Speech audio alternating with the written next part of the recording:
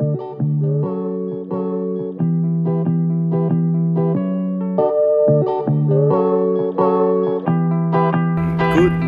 it's so hot, don't you think it's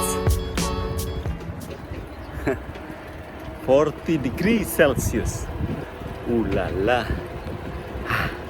Oke, beberapa hari ini kalau teman-teman di Indonesia ngelihat sedang ada berita yang cukup hot gitu ya terkait wah Eropa mendidih panas dan sebenarnya apa namanya gimana sih rasanya karena kita berasal dari Indonesia, jadi kalau kita ngelihat ada berita seperti ada loh yang lebih panas daripada Indonesia, itu pasti sangat menarik perhatian kita gitu ya. Nah, terus terang, jadi perkenalan dulu, nama gue Dimas, aku tinggal di Krakow, Polandia, dan aku ingin ngasih sedikit komentar sih, kenapa kok kemudian berita-berita terkait panas ini menjadi kelihatannya bombastis gitu ya, apakah sebenarnya benar-benar panas apa enggak gitu. Nah, pada kenyataannya kenapa hal ini menjadi sangat besar gitu ya. Pertama itu memang dari sisi media ya. Jadi media memang ngeliatin kalau wah orang itu panik sih. Jadi kayaknya kok Eropa tuh lebih panas daripada seharusnya, atau it's very hot dan orang nggak bisa handle it gitu. Tapi ada beberapa hal yang sebenarnya membuat atau mengubah perspektif kita. Kenapa kok hal ini menjadi sesuatu yang besar gitu ya di Eropa ini pada umumnya. Pertama, di sini itu ada beberapa hal, jadi saya bagi jadi 5 gitu ya. Yang pertama itu adalah apa namanya, kebiasaan atau sesuatu yang sifatnya itu datang sehari-hari atau enggak gitu ya. Jadi Eropa ini tidak terbiasa dengan suhu yang panas. Mereka lebih terbiasa dengan suhu yang dingin. Nah, suhu panas itu di Eropa sebenarnya juga nggak sering ya. Bahkan kalau kita tarik spend time summer gitu, mulai terasa panas itu sebenarnya di bulan Mei, Juni, Juli, Agustus gitu. Dan di belakang itu sebenarnya dingin. Jadi bayangin aja kalau di Indonesia kita tiba-tiba dapat suhu -1, -2 gitu, yang buat orang Eropa tuh sebenarnya hal yang sangat wajar gitu. Nah, kita pasti kaget gitu kan, dan panik, ini mau ngapain, gimana, dan segala macam. Itu yang pertama. Yang kedua, sisi bangunan dan konstruksi public transport, konstruksi jalan, konstruksi orang untuk bertempat tinggal dan bekerja itu tidak terbiasa dengan cuaca atau suhu panas gitu. Mereka lebih terbiasa dengan suhu dingin. Jadi kalau mau bikin rumah di Eropa itu salah satu bahan baku paling penting itu adalah styrofoam gitu, yang dipasang di tembok. Fungsinya adalah untuk mencegah agar panas di dalam ruangan itu tidak keluar gitu.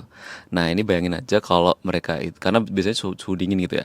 Jadi bayangin aja kalau biasanya itu mereka mencoba untuk menahan suhu panas tidak keluar dari rumah, tiba-tiba mereka kayak di apa namanya, masukin oven.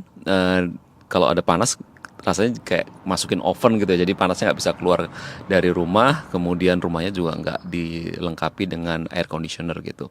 Di jalan juga, kalau di negara-negara tropis itu kan banyak pohon gitu ya. Di sini karena mereka tidak terbiasa dengan cuaca panas, jadi pohon-pohon tuh kadang jarang gitu di jalan. Walaupun kadang kalau kita lihat di TV itu kayak di Inggris atau di Perancis gitu banyak pohon rindang yang cantik-cantik.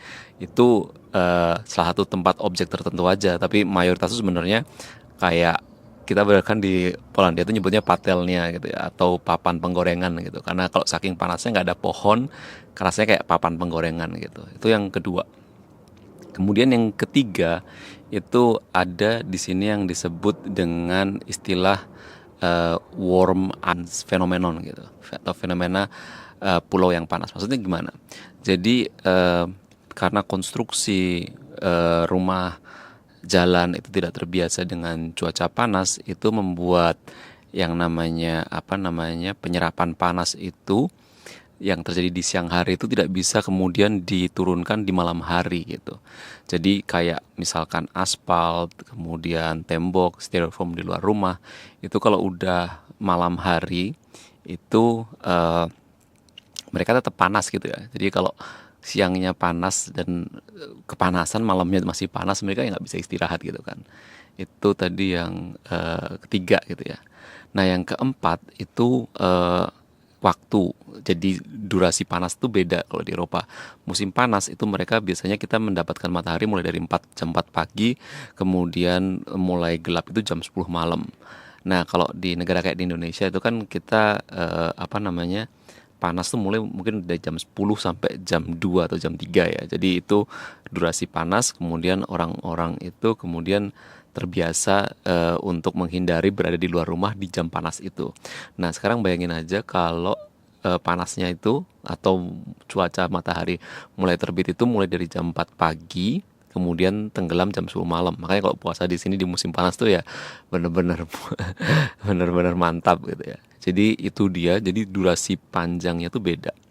Nah, itu yang keempat. Dan yang kelima itu kemudian kenapa kelihatan serem, kemudian orang di berita ada yang saya meninggal atau apa gitu, ya karena kita itu di Eropa ini nggak terbiasa dengan cuaca panas tadi.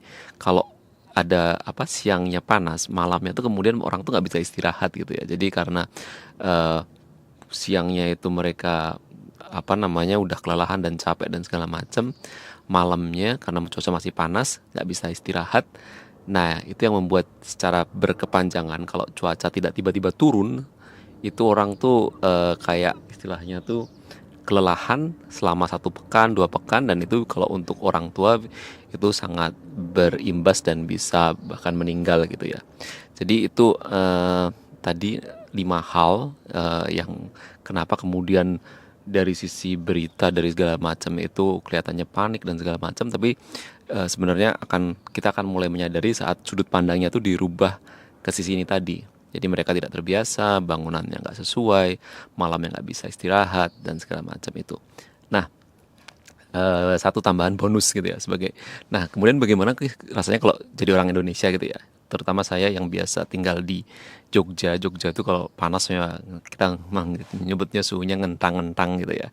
Hot potato gitu. Jadi panas kentang-kentang gitu.